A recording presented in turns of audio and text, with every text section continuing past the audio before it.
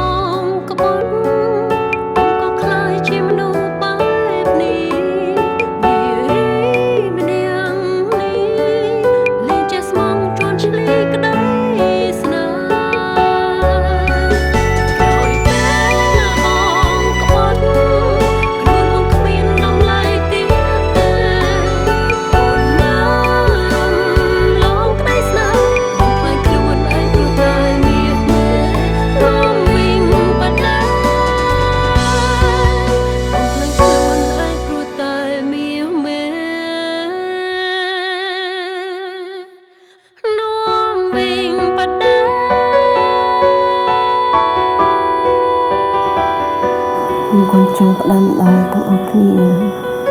ហើយនឹងធ្វើអីគេដកតាមណាដូចគេព្រោះគាត់ជាអ្នកមានគុណធម៌ជារបស់យើង